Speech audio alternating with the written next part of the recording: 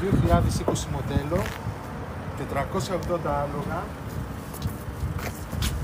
με Νταλίκα Κογκέλ, 2019, τέλεια ερεμούλκα, τέλεια Νταλίκα, καινούργια, απάτητη. Και πάμε για το δεύτερο.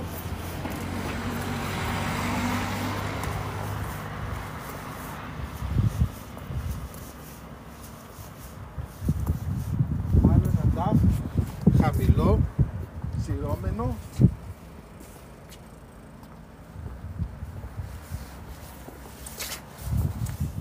Και τα δύο για την Ελλάδα. Τα βρήκαμε, τα πληρώσαμε, τα εκθεωρήσαμε και τα φέρνουμε στην Ελλάδα. Όλες οι διαδικασίες. Από την Πολωνία,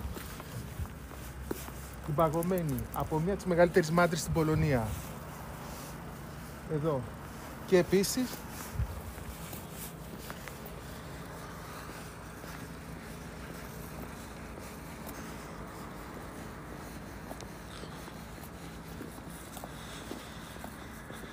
και ένα βίντεο από την Ολλανδία του 2020, τέλειο, καινούριο. Το έχουμε κλειδωμένο, το κλειδί, αχτύπητο, με λίγα χιλιόμετρα.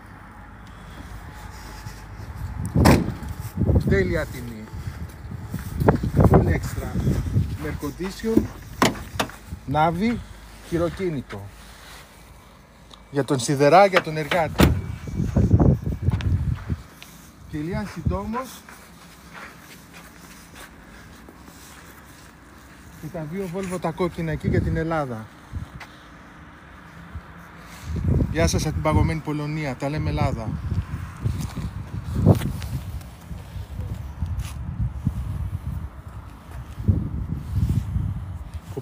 Γεια σας.